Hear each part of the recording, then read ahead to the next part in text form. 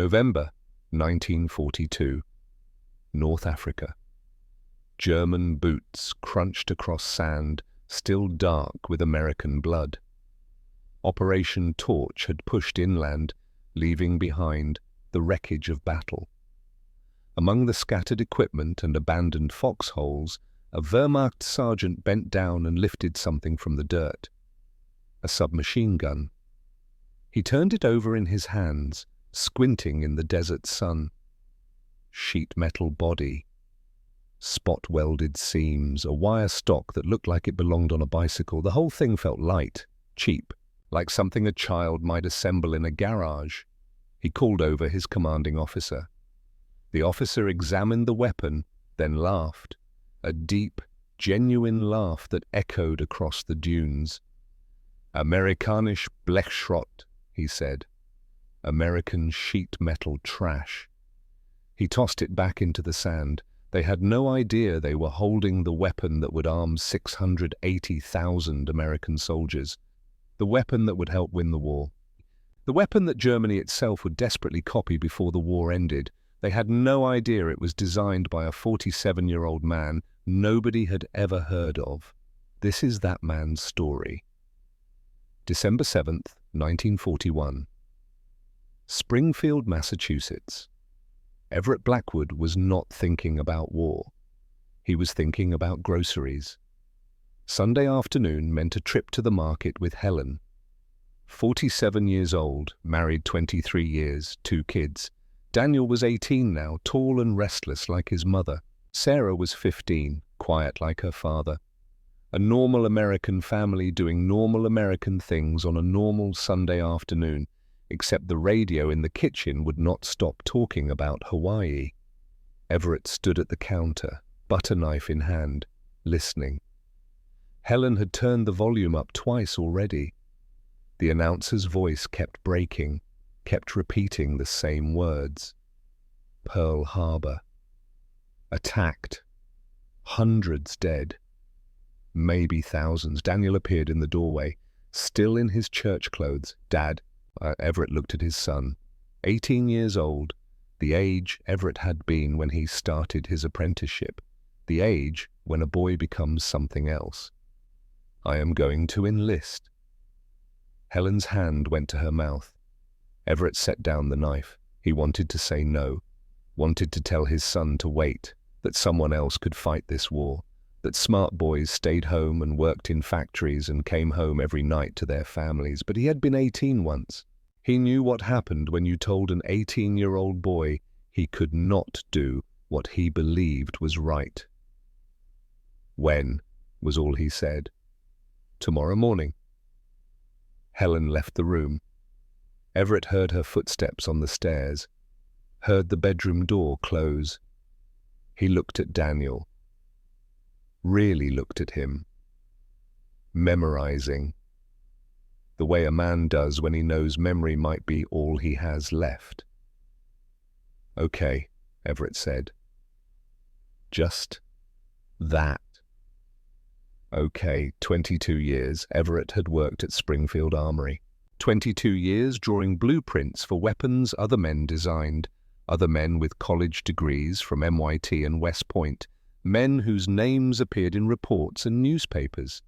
Everett had learned his trade the old way. Apprenticeship, long hours, watching, copying, teaching himself mathematics from books his wife bought second-hand, teaching himself engineering by taking apart every gun that crossed his desk. He was good. Everyone knew he was good. But good was not enough when you did not have the right papers. Senior draftsman, that was his title. Senior draftsman after 22 years, while men half his age with fancy degrees walked in and became chief engineers. He did not complain. Complaining did not put food on the table. But sometimes, late at night, working alone in the drafting room, he wondered what he might have built if someone had given him the chance. December 15th, 1941. The telegram arrived at his desk at 2:30 in the afternoon. Yellow paper. Official War Department seal. Urgent. All senior staff report conference room A. 1500 hours. Everett checked his watch. 30 minutes. He had never been summoned to Conference Room A. Conference Room A was for decision-makers, for men who mattered. He went anyway.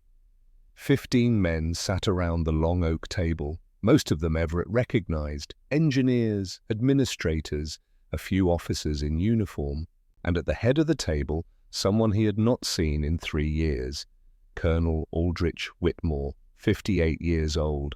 3 years of retirement had done nothing to soften his military bearing. Tall, still regulations straight, silver hair cut short. The kind of man who wore authority like a second skin. Whitmore had retired in 1938. Everett remembered the ceremony. 30 years of service. Inspector of Small Arms. The man who approved or rejected every weapon design that came through Springfield. The man who had approved the M1 Garand. The man whose signature meant production or scrap metal. Retired meant fishing and grandchildren and Sunday dinners. Retired meant done. But Whitmore was here, in uniform. The meeting started without preamble. "Gentlemen," Whitmore said. His voice had not changed, gravel and certainty. "America is at war. We will send 8 million men into combat over the next 18 months. Each man needs a weapon. We do not have enough weapons. Specifically, we do not have enough submachine guns." He nodded to an aide, who placed a weapon on the table, a Thompson M 1928. Beautiful, all blued steel and walnut. The gangster gun, the FBI gun, the gun that won the last war. "This costs $200 per unit," Whitmore continued. "We need 3 million of them. That is $600 million just for submachine guns. The War Department does not have $600 million for submachine guns. We need tanks. We need aircraft. We need ships." He paused. Let the mathematics sink in. "We need a new weapon. Something we can produce cheaply, something we can produce quickly, something that works." Another aide distributed folders. Everett opened his. Specifications, requirements, budget constraints, maximum cost per unit, $20. Everett read it again. $20. The Thompson cost $200. "You have 60 days to submit designs," Whitmore said. "We will select the best candidate for prototype development." The meeting ended. Men filed out, already calculating, already sketching in their minds. Everett stayed in his chair. Whitmore noticed, walked over. "Blackwood?" "Colonel." "Still drawing other people's ideas?" It was not said meanly, just fact. "Yes, sir." Whitmore studied him, the way a jeweler studies a stone, looking for the flaw or the fire. 22 years you have been here. I have seen your work, your modifications to the Garand feed system. That was you, yes?" Everett blinked. "The chief engineer. I know who signed the papers. I am asking who did the work." A moment. Then, "Yes, sir, that was me." Whitmore nodded, picked up his briefcase. 60 days, Blackwood. Let us see what you can do when your name is on the design." He walked out. Everett sat alone in the conference room, holding the folder. $20, 60 days. His hands were shaking. That night, he could not sleep. Helen was quiet. Had been quiet since Daniel enlisted, since their boy became a soldier. Everett lay in the dark, listening to her breathe, thinking about numbers, about metal, about the impossible equation the War Department had given him. A submachine gun for $20. The Thompson had 47 parts requiring precision machining, milled receiver, forged bolt, machined barrel shroud, each piece taking hours, each piece requiring skilled workers and specialized equipment. $20 would not buy the barrel. Unless you stopped thinking like an engineer and started thinking like a worker. What if you did not mill anything? What if you stamped it like a car fender, like a soup can, sheet metal, pressed, welded? What if you threw away everything beautiful and kept only what worked? He got up. went downstairs, found paper and pencil, started drawing. December 29th, 1941. Everett had not submitted anything for the 60-day design competition. He was working on something else, his own design, nights and weekends, the dining room table covered in sketches. Helen stopped asking when he would finish, stopped asking him to come to bed at a reasonable hour. Sarah brought him coffee without being asked. The design was radical, maybe insane. 47 parts reduced to 35. Only 2 parts requiring precision machining, the barrel and the bolt. Everything else stamped from sheet metal, spot welded, simple, crude. It looked terrible, like plumbing, like a pipe with a trigger. But on paper, it worked. He was missing something, though, the magazine. Designing a new magazine meant designing feeding lips, spring tension, follower mechanics, months of testing, months they did not have. He stared at the drawing. 2 in the morning, Helen asleep upstairs, the house creaking in winter cold. Then he remembered something. His desk at the armory. Bottom drawer, the captured German MP40 magazine he had been studying last year. Standard issue, 32 rounds, proven reliable. What if he just used that? The thought felt like theft, like cheating, American weapon using German magazine design. But war was not about pride. War was about Daniel coming home. He started redrawing, adapting the magazine well to accept the MP40 design. The pieces fit, not perfectly, but close enough. The clock struck 3. Everett kept drawing. January 12, 1942. The competition deadline was approaching. Everett had submitted nothing. The other engineers were talking, gossiping, showing each other designs, heavy, complex, expensive. Everett kept his work hidden. That afternoon, Whitmore found him at his drafting table.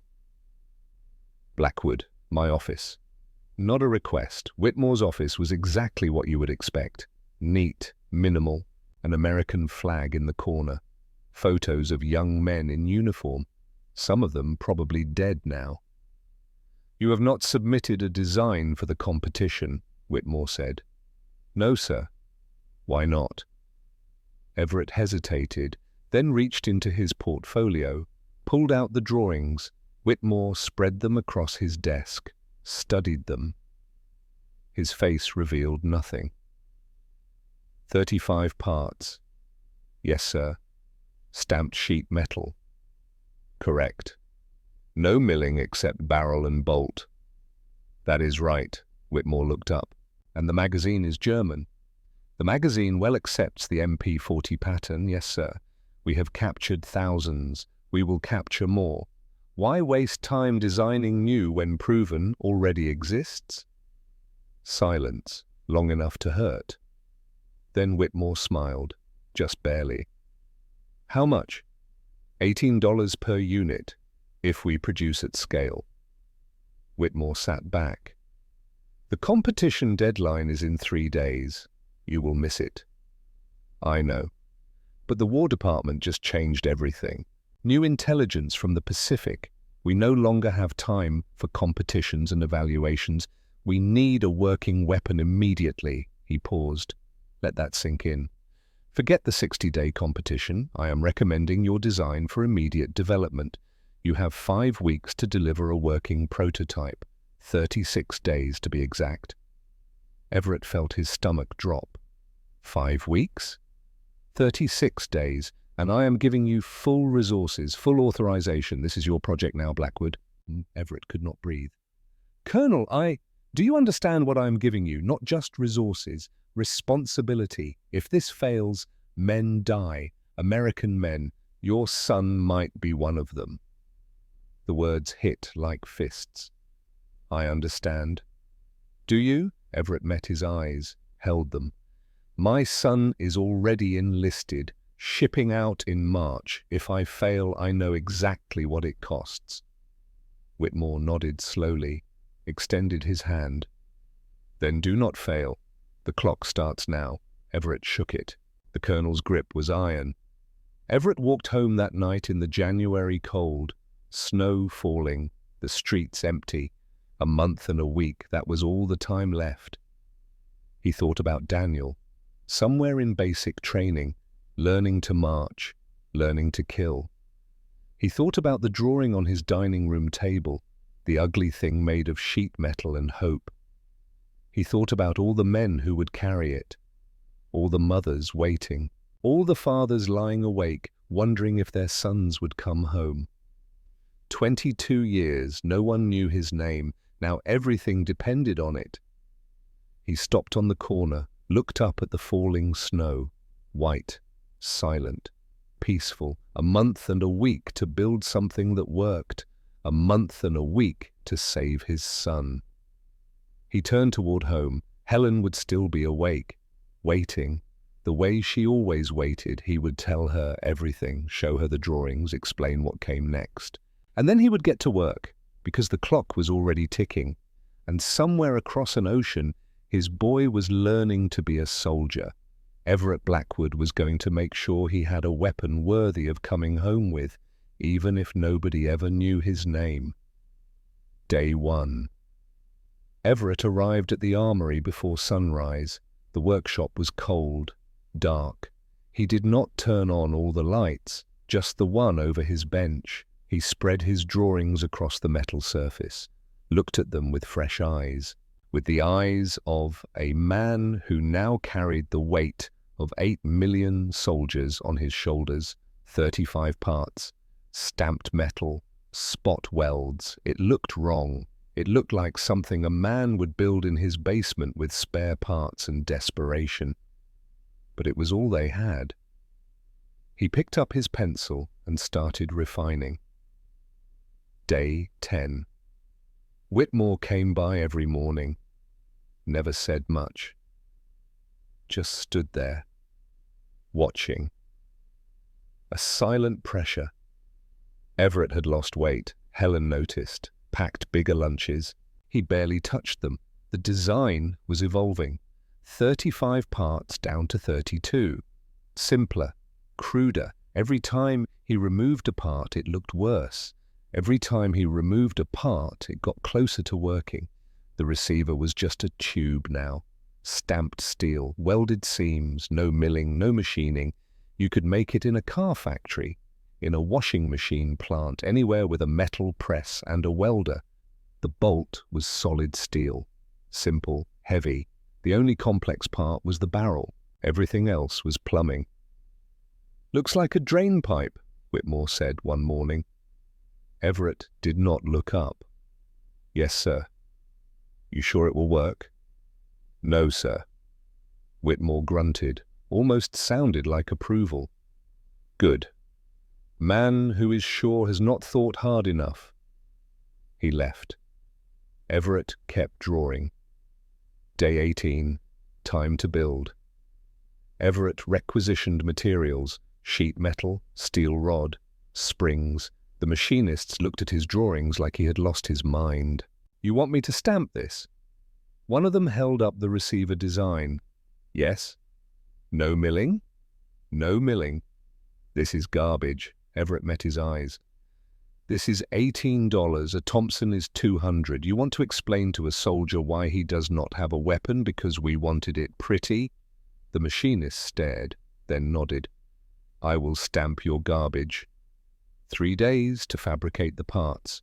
Working around the clock, Everett did not go home, slept on a cot in the office. Helen called twice. He promised he would be home soon. He was lying. They both knew it. Day 21, they assembled the first prototype. It looked obscene. A metal tube with a trigger, a wire stock that belonged on a bicycle, a barrel that stuck out like an accusation. Whitmore picked it up, turned it over. His face was stone. "This is what we are betting on." Not a question, a statement, an indictment. "Yes, sir." "It looks like trash." "I know. How much?" $17.50 per unit. Whitmore set it down, stared at it. "We test it tomorrow." Day 22. The range was outdoors. January cold, wind cutting through coats. Everett carried the prototype himself, cradled it like a child, like something fragile that might break. Whitmore was there, 2 ordnance officers, a captain from Army procurement, men with clipboards, men whose job was to say, no. They set up the target, 50 yards. Standard qualification distance. Everett loaded the magazine. German MP40 pattern, 32 rounds. His hands shook, not from cold. He chambered a round, safety off, aimed, squeezed the trigger. The first shot fired, clean, loud. The second shot fired, the third shot jammed. Everett cleared it, tried again, 4th shot jammed, 5th shot fired, 6th shot. The receiver split. A crack running down the weld seam, metal screaming, the bolt locked halfway back, dead gun.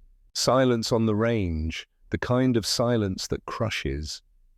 One of the ordnance officers wrote something on his clipboard. The captain shook his head, started walking back to the building. Whitmore stood there, staring at the broken weapon. "How long to fix it?" he asked. Everett could not speak. His throat was closed, his eyes burning. "How long, Blackwood?" "I do not know." "Guess." 2 weeks, maybe 3. "We have 14 days left." The math was simple, brutal. Everett looked at the broken gun in his hands, at the split receiver, at the jammed bolt. 22 years of work, 22 years of being invisible, and when they finally gave him a chance, he failed. "I am sorry," he whispered. Whitmore took the weapon from him, examined the break. "The weld is weak, the metal is too thin here," he pointed, "and the bolt velocity is too high. It is hammering itself apart." Everett nodded. Knew all this, had known it might be a problem. "Knew. Can you fix it?" "I do not know." "Wrong answer. Can you fix it?" Everett looked at him, at this man who had believed in him, who had given him the chance nobody else would. "Yes." "How long?" 10 days. "You have 12, because on day 13 we test again, and if it fails, we are done."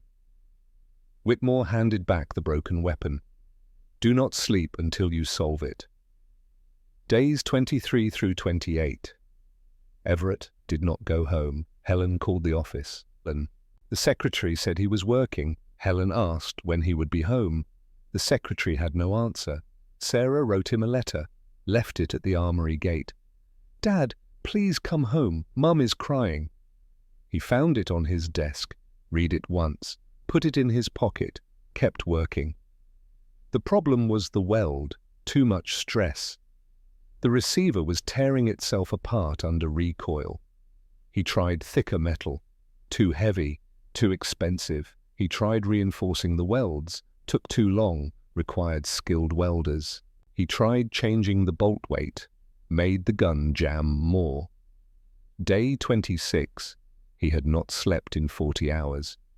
His hands were shaking, his vision was blurring, he was staring at the drawings and they were not making sense anymore. He put his head down on the desk, just for a minute. Helen found him at 2 in the morning. She had driven to the armory, walked past the security gate, found the workshop. Her husband was unconscious on the metal desk. Face down, pencil still in his hand. She touched his shoulder. He did not move. "Everett." Nothing. She shook him harder. "Everett!" He jolted awake, looked around, confused, then saw her face. "Helen." "You are coming with me." "I cannot. I have to." "You collapsed. You are coming with me." "Helen, please." She grabbed his arm, pulled. He was too weak to resist. She drove him to the hospital. The doctor examined him. Dehydration, exhaustion, malnutrition, bed rest, 1 week minimum. Bed. "I cannot." 1 week or your heart stops. Helen took him home, put him to bed. He tried to get up. She pushed him back down. "Sleep. I have 9 days. Sleep, Everett, or I will tie you to this bed." He looked at her. really looked, saw the fear, the anger, the love. "Our son is going to war," he said quietly, "and I am making the gun that might save him. I cannot stop. Our son needs his father alive. He needs a weapon that works." They stared at each other. Marriage as battlefield. Finally, Helen sat on the edge of the bed. "Then I am coming with you, to the armory, every day. I will make sure you eat, make sure you rest, but I am not watching you kill yourself." Everett closed his eyes. Okay. He slept for 6 hours. First real sleep in a week. When he woke, his body ached. Every muscle, every joint. But his mind was clear. Clearer than it had been in weeks. Helen was still there, in the chair by the window, a book in her lap she was not reading. "How long?" he asked. 6 hours. He sat up slowly. The room stayed steady this time. "I need to tell you something," he said. She closed the book, waited. "While I was sleeping, I dreamed about the receiver, the weld problem, and I saw it, the solution. It does not need to be one piece, 2 pieces bolted together. The bolts take the stress. No welds at the failure points." Helen stared at him. "You dreamed the answer?" "Yes. And now you want to go back?" "Yes." She stood, picked up her coat. "Then I am driving and I am staying. To make sure you eat, to make sure you rest. Because if you collapse again, they will not let you finish. Do you understand?" He nodded. "Thank you." "Do not thank me. Just do not die before you finish." They drove back to the armory together. Day 29. Whitmore found Everett in the workshop. Helen was there too, sitting in the corner, knitting, making sure her husband ate the sandwich she had brought. The new prototype was on the bench. Modified receiver, bolted construction, new spring tension, lighter bolt. It looked even worse than the first one. "Test today?" Whitmore asked. "Yes, sir." "You look better?" Helen made sure I slept. Whitmore nodded to her. "Mum, Colonel." They went to the range, same setup, same officers, same clipboards. The captain who had walked away last time did not come, sent an assistant instead. Everett loaded the magazine, 32 rounds, chambered, breathed, fired. 1, 2, 3, 4, 5, 10, 20, 30, 32. Empty magazine, no jams, no breaks. He reloaded. 64 rounds, 96. 128. The barrel was hot. The receiver was hot. The weapon was vibrating in his hands. But it was firing. 160. 200. His shoulder was bruising. His ears were ringing despite the plugs. 250. 300. He stopped. Let the weapon cool. Checked the receiver. No cracks. No stress. The bolts were holding. Whitmore walked over, took the weapon, examined it, handed it back. "Keep going. 400 rounds, 500. Everett was shaking, not from the recoil, from exhaustion, from relief. 500 rounds in 55 seconds of continuous fire. No failures. He set the weapon down, stepped back, fell to his knees, not from weakness, from gratitude. Whitmore pulled him up. "On your feet, Blackwood. We are not done." But he was smiling, just barely. The ordnance officers were writing furiously. The assistant was talking into a telephone, calling someone, something important. "What now?" Everett asked. "Now we show the generals." The next 7 days were paperwork, reports, logistics. Whitmore handled most of it. Everett focused on preparing the demonstration. One weapon, one chance. Aberdeen proving ground. The generals. Everything depended on what happened next. Day 36. Aberdeen proving ground, Maryland. The Army's primary weapons testing facility. Everett had never been here, had only heard stories. They arrived in a staff car. Whitmore in full dress uniform. Everett in his workshop clothes. He had not had time to change. The demonstration room was full. 2 generals, a colonel from ordnance, procurement officers, logistics officers, men whose decisions moved millions of dollars. The weapon sat on a table, ugly, utilitarian, wrong. General Matthias Crane picked it up, turned it over, his face twisted. "What the hell is this?" "M3 submachine gun," Whitmore said. "Prototype." "It looks like a grease gun." Some of the officers laughed. The name stuck. Right there, grease gun. "Specifications," Whitmore continued, unbothered. "Weight, 7.2 pounds, rate of fire, 450 rounds per minute. Effective range, 100 yards. Magazine capacity, 32 rounds. Cost per unit, $17.50. Silence. $17? The general repeated. "Correct." "The Thompson costs 200. "It does." General Crane looked at Everett for the first time. "You designed this?" "Yes, sir."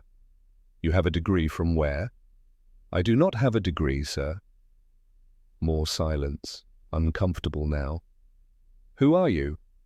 "Senior draftsman, Springfield Armory, 22 years. The general set down the weapon. "A draftsman designed this." Not a question, an accusation. "Yes, sir." "And you think it works?" "I know it works, sir.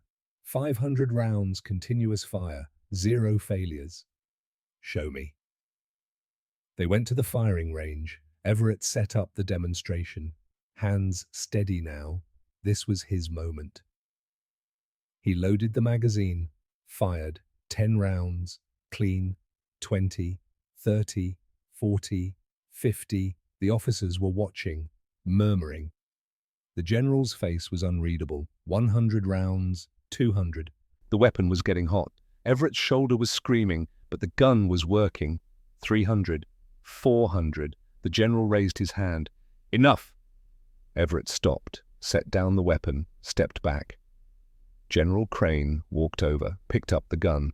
It was almost too hot to touch. He inspected it. The receiver, the bolt, the barrel. "No failures?" "No, sir." "And you say this costs $17? "Yes, sir. At scale, we can produce them in automobile factories, washing machine plants, anywhere with stamping equipment." The general looked at his staff.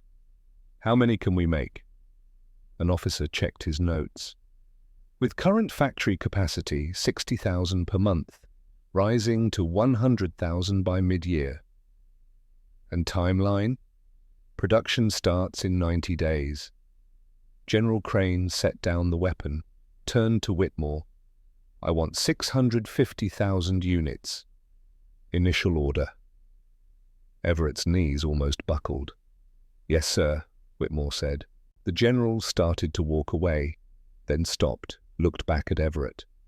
"What is your name?" "Blackwood, sir. Everett Blackwood."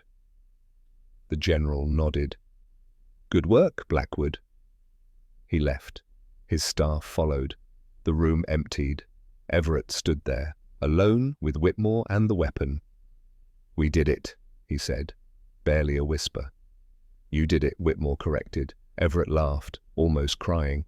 "How much do you think they will pay me for this? For saving them $600 million? Whitmore's face was sad. "You will get a bonus. Maybe $500, maybe less. The design belongs to the government. You were doing your job." $500? "Yes. My son is shipping out next week to carry this weapon, and I get $500. "Yes." Everett looked at the gun. His gun, the thing he had bled for. "It is enough," he said finally. "If it brings him home, it is enough." Whitmore put a hand on his shoulder, brief, awkward, the closest thing to affection the old soldier could manage. "Let us go home, Everett. Your wife is waiting." They walked out together, leaving the weapon behind, the ugly thing that would arm 680,000 men. The thing nobody would remember, the thing that might save Daniel Blackwood's life. March 1942. Daniel Blackwood shipped out on a grey morning, 26 days after his 18th birthday. Everett stood on the platform watching the train pull away. Helen was crying. Sarah was trying not to. Everett just stood there, numb. His son was carrying a rifle, M1 Garand. Standard issue for infantry, good weapon, reliable.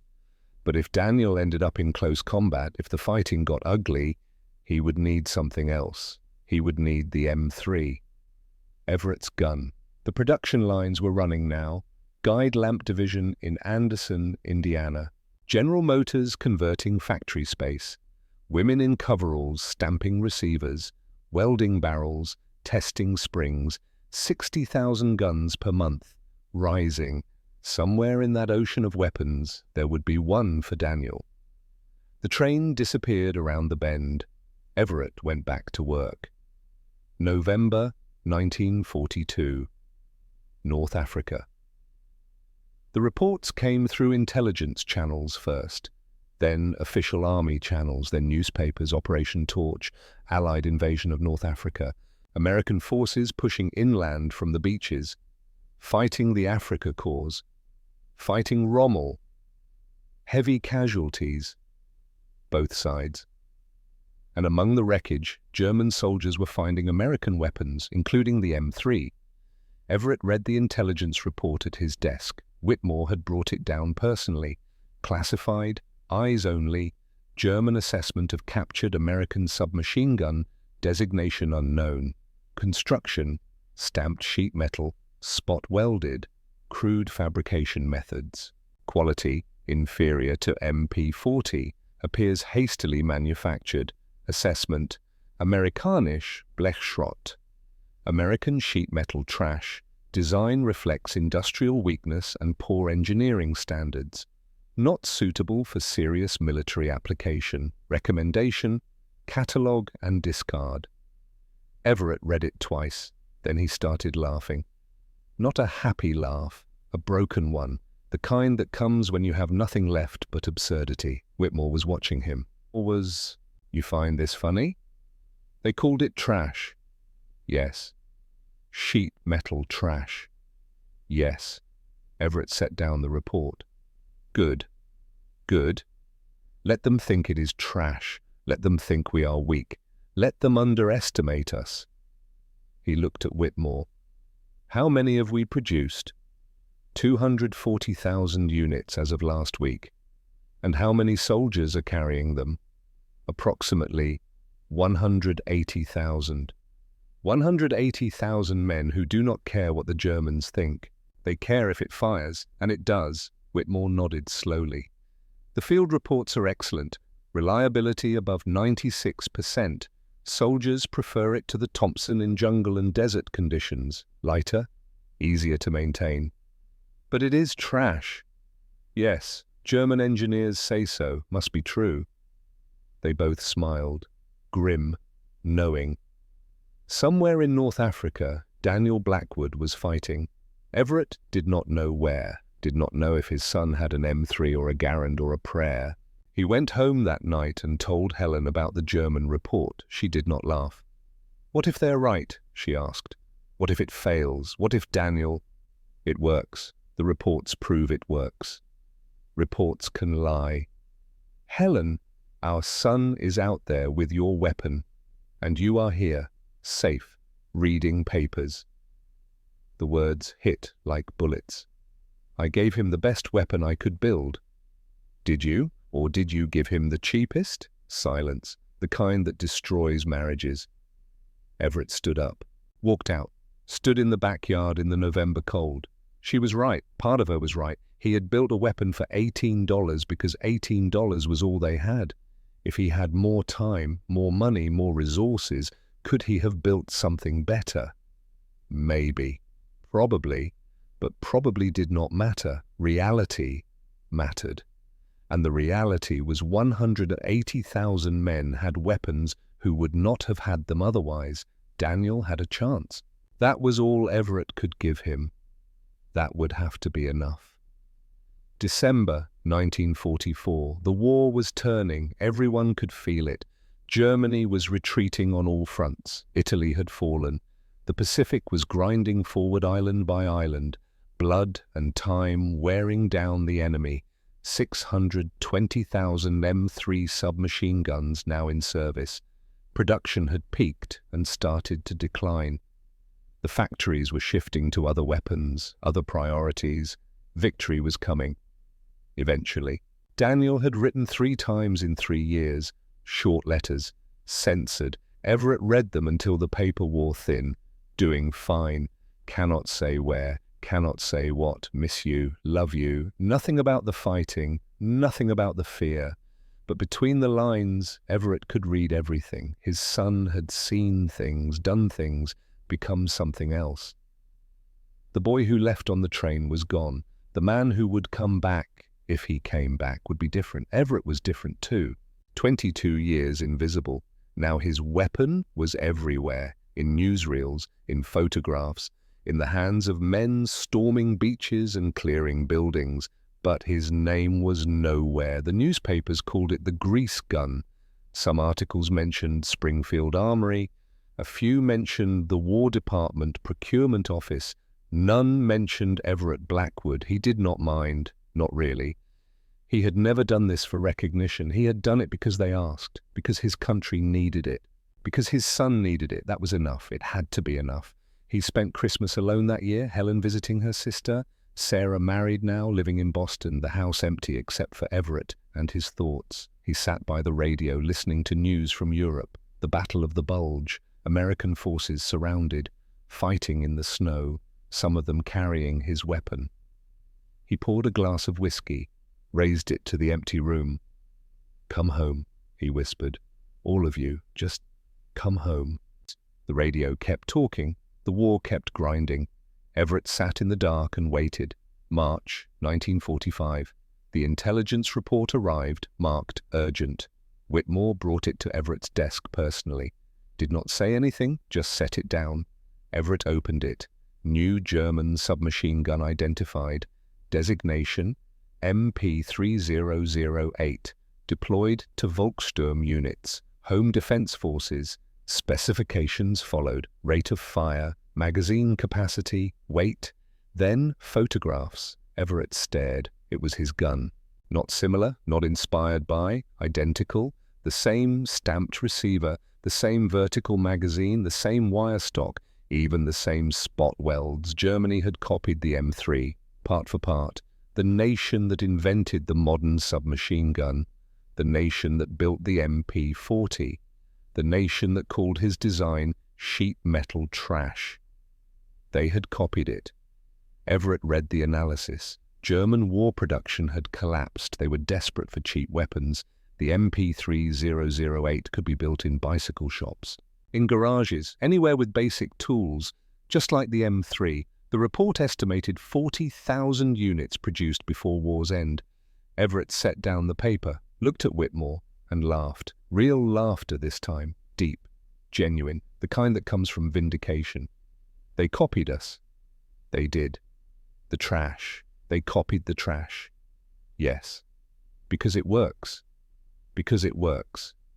Everett stood up, walked to the window, looked out at the factory yard, workers changing shifts. Women in coveralls, men too old or too young to fight, building weapons, winning the war from home. "Do you know what this means?" he asked quietly. "Tell me." "It means I was right, not lucky, not adequate, right." He turned around. 22 years, everyone treated me like I was not good enough, not smart enough, not educated enough. And when they finally gave me a chance, I built something so good, the Germans had to steal it. Whitmore nodded. "Yes, you did." "Will anyone know?" "Know what?" "That I designed it. That it was mine." Whitmore was quiet for a long moment. "No, probably not. The design is government property. Your name is not in the newspapers, not in the history books. When this war is over, they will remember the generals, the battles, the victories. They will not remember the draftsman who drew the weapon." Everett nodded. Expected this, still hurt. My son will know, he said finally. When he comes home, I will tell him, and he will know. Yes, he will. They stood together in silence. Outside, the factory kept running. May 1945. Germany surrendered. August 1945. Japan surrendered. The war was over. Daniel Blackwood came home in September. 21 years old, Purple Heart, Bronze Star. A limp he would carry the rest of his life. Everett met him at the station. Same platform, different man. They hugged. Daniel was thinner, harder. His eyes were older than his father's. "You made it," Everett said. "Barely." They drove home. Daniel did not talk about the war. Not then. Maybe not ever. But that night, after dinner, after Sarah and her husband left, Daniel came into the garage where Everett was working. He was carrying something. An M3. Battered, scratched, the barrel worn, the stock bent. "This is yours," Daniel said. Everett took it. The metal was warm, real, the weight of it, familiar and foreign. "Where did you get this?" "Carried it. Anzio, France. Belgium, Germany. It saved my life. 4 times I can count, maybe more, I do not remember." He pointed to a dent in the receiver. "That is where it stopped shrapnel, took the hit meant for my chest." Another mark. "That is where I used it as a hammer, broke through a door, got my squad out of a burning building." He ran his hand along the barrel. "I cleaned it every night, even when I was too tired to stand, because I knew if I needed it, it would work." He looked at his father. "They told me you designed this." "I did." "Why did you never say?" "You never asked." Daniel smiled, sad. "I am asking now." So Everett told him, all of it, the 36 days, the failures, the testing, the German reports, the copying. Daniel listened, did not interrupt. When Everett finished, Daniel picked up the M3 again. "This is the ugliest weapon I ever saw," he said. "I know. It looks like trash. I know.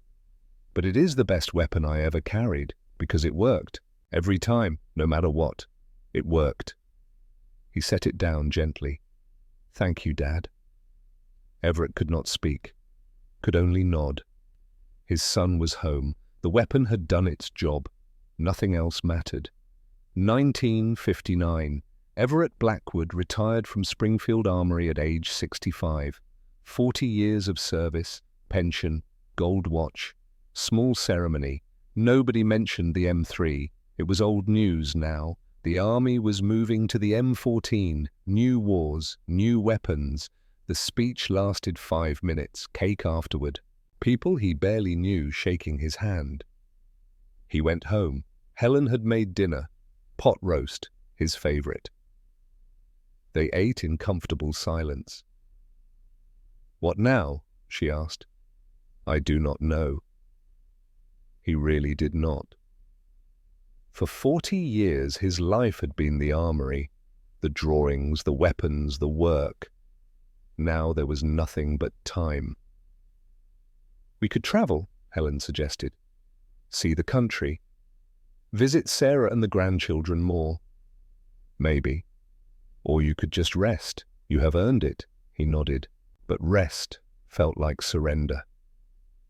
They finished dinner, washed dishes together. The radio played in the background.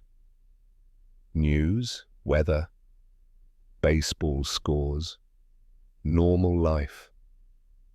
The kind men died for. Everett tried to appreciate it. 1966. Helen died in October. Cancer. It came fast. 3 months from diagnosis to the end. She made him promise not to cry at the funeral. He tried. failed. Sarah was there. Daniel was there. The grandchildren were there.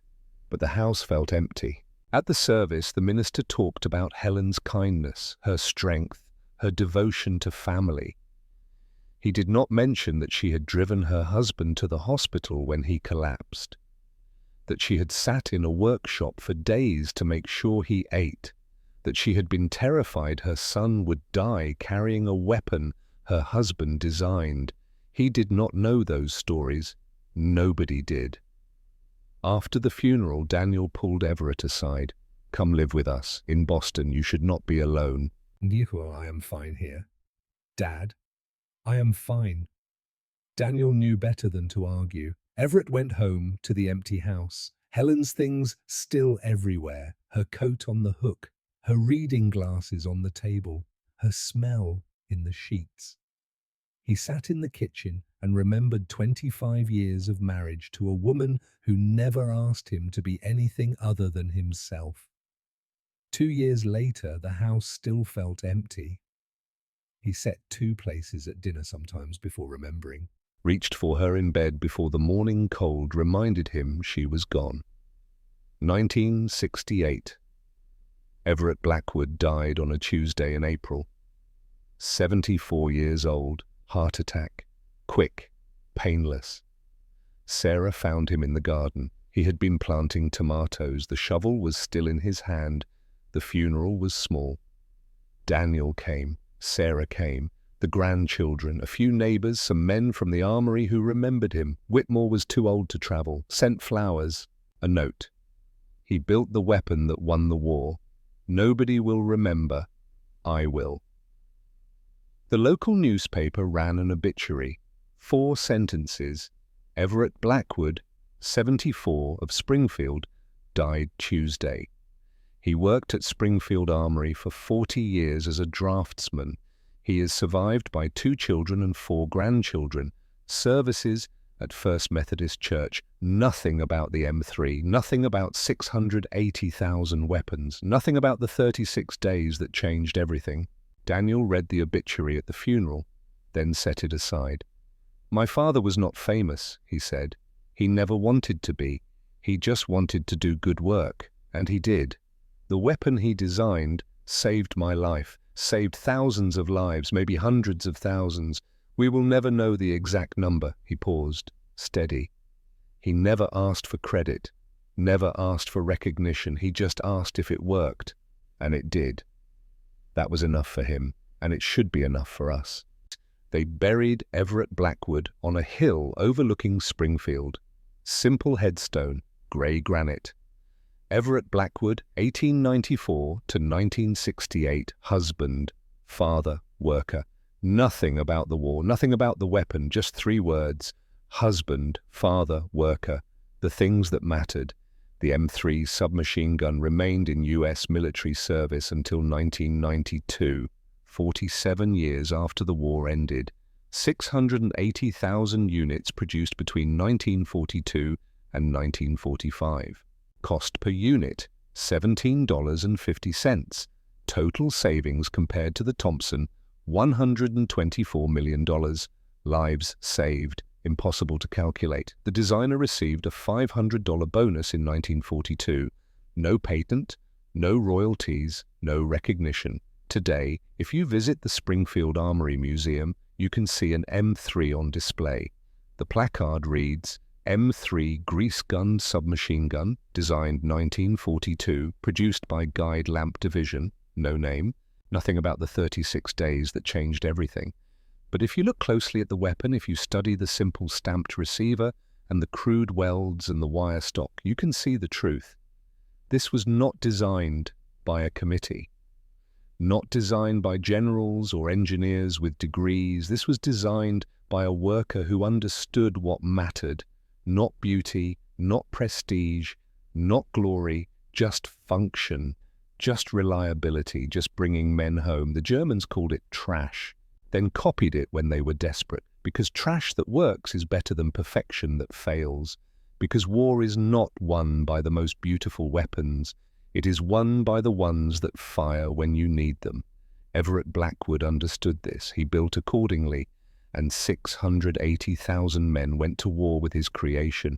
Nobody remembers his name, but the weapon remembers. Every M3 ever made carries his fingerprints. Every spot weld, every stamped seam, every crude angle. The signature of a worker who was given a month and a week to save the world. And did.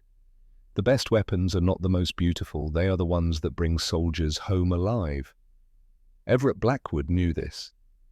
And that knowledge, welded into sheet metal and desperation, helped win a war. Nobody will build him a monument. Nobody will name a building after him. Nobody will teach his story in schools. But somewhere in some forgotten archive there is a blueprint, signed in pencil. Dated January 1942, a simple drawing of a submachine gun that looks like plumbing. And in the corner, almost too faint to read, E. Blackwood, senior draftsman. That signature is his monument, the weapon is his legacy.